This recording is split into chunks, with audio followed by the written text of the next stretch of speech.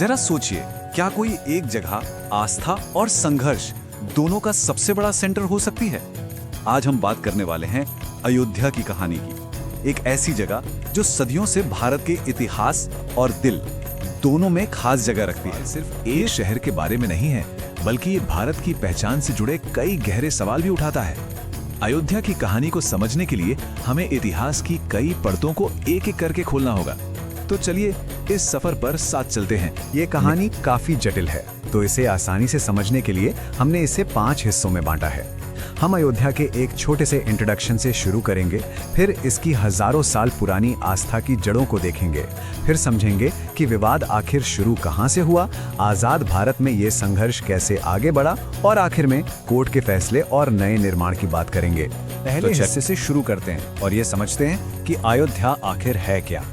अयोध्या की कहानी के ना 2 पहलू हैं और दोनों ही एक दूसरे से बहुत गहराई से जुड़े हुए हैं। एक तरफ तो ये करोड़ों लोगों के लिए आस्था का सबसे बड़ा केंद्र है, भगवान राम की जन्मभूमि, और दूसरी तरफ यही जगह आधुनिक भारत के सबसे बड़े सामाजिक और राजनीतिक संघर्षों में से एक की वजह भी बनी। हमें एक झलक देती है कि कैसे वक्त के साथ इस जगह का रूप और इसका मतलब बदलता गया। रामायण के पवित्र जिक्र से लेकर मुगल काल में मस्जिद का बनना, फिर अंग्रेजों का आना और आजाद भारत में लंबा संघर्ष, हर पड़ाव इस कहानी का एक बहुत जरूरी हिस्सा है। अब हम इन सबको थोड़ा और विस्तार से देखेंगे। अब दूसरे हिस्से की ओर बढ़ते हैं और देखते हैं कि इस जगह से जुड़ी आस्था की जड़ें आखिर कितनी गहरी हैं। अगर हम हजारों साल पीछे जाएं, रामायण के वक्त में, तो अयोध्या का जिक्र एक बहुत ही शानदार राज्य की राजधानी के तौर पर मिलता है। ये एक कौशल राज्य था जो पवित्र सरयू नदी के किनारे बसा था और यहाँ राजा दशरथ का शासन था। लेकिन इसकी सबसे बड़ी पहचान ये है कि इसे ही भगवान श्री राम की जन्मभूमि माना जाता है।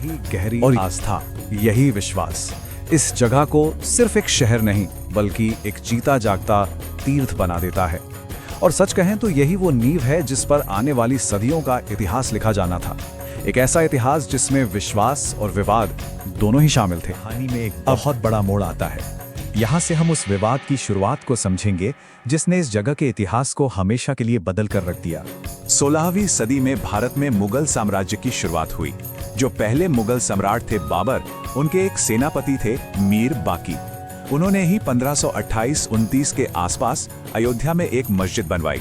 इसी मस्जिद को बाद में बाबरी मस्जिद के नाम से जाना गया। इस मस्जिद के बनने के साथ ही एक दावा सामने आया जो सदियों तक चलने वाले विवाद की जड़ बन गया। बहुत से हिंदुओं का ये मानना था कि ये मस्जिद ठीक उसी जगह पर बनाई गई है जहां पहले भगवान राम का मंदिर हुआ करता था, और उस मंदिर को तोड़कर इसे बनाया गया।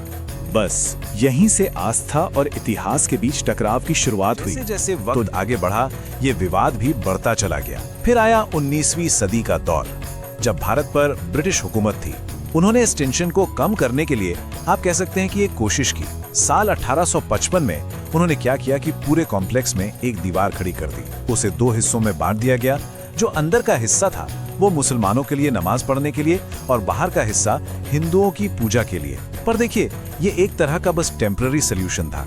जो असली मुद्दा था, जो दोनों समुदायों के दावे थे, वो तो जस के तस बने रहे हैं। आजादी के बाद के भारत में यहाँ ये विवाद और भी ज्यादा पेचीदा और कह सकते हैं कि तीव्र हो गया। आजादी के बाद ये मुद्दा नेशनल लेवल पर आ गया। 1949 में एक बहुत बड़ी घटना हुई जब मस्जिद के सेंट्रल डोम के नीचे भगवान राम की मूर्तियां मिली। इसके फौरन बाद सरकार ने उस जगह पर ताला लगा दिया और उसे एक विवादित स्थल घोषित कर दिया। फिर 1980 के दशक में राम मंदिर बनाने की मांग को लेकर एक बहुत बड़ा आंदोलन शुरू हुआ, जिसने देश की राजनीति को हमेशा के लिए बदल दिया। और इस दौर का अंत एक ऐसी घटना से हुआ जिसने पूरे देश को हिला के रख दिया। 6 दिसंबर 1992, ये तारीख भारतीय इतिहास में हमेशा के लिए दर्ज हो गई। इस दिन कार सेवकों की एक बहुत बड़ी भीड़ ने बाबरी मस्जिद के ढांचे को गिरा दिया। इस एक घटना ने पूरे देश में एक सामाजिक और राजनीतिक भूचाल ला दिया और इस विवाद को एक ऐसे मोड़ पर लाकर खड़ा कर दिया जहां से पीछे लौटना मुमकिन नहीं था। संघर्ष के इस लंबे दौर के बाद अब हम कहानी के आखिरी पड़ाव पर पहुंचते हैं, जहां कानूनी समाधान मिलता है और एक नए निर्माण की शुरुआत होती है। दशकों की राजनीतिक रैलियों, सामाजिक तनाव और अदालती कार्यवाहियों के बाद आखिरकार वो तारीख आई जिसने इस लंबे विवाद पर कानूनी तौर पर एक तरह से विराम लगा दिया। भारत के सुप्रीम कोर्ट की 5 जजों की बेंच ने जमीन के मालिकाना हक पर अपना यूनानिमस यानी सर्वसम्मत और ऐतिहासिक फैसला सुनाया। इस एक फैसले ने दशकों से चले आ रहे कानूनी डेडलॉक को खत्म कर दिया और आगे का रास्ता साफ किया। सवाल ये है कि कोर्ट ने आखिर फैसला सुनाया क्या? देखिए, कोर्ट ने कहा कि जो पूरी 2.77 एकड़ की विवादित जमीन है वो मंदिर बनाने के लिए हिंदुओं को दी जाएगी और इसके लिए एक ट्रस्ट बनाने का ऑर्डर भी दिया।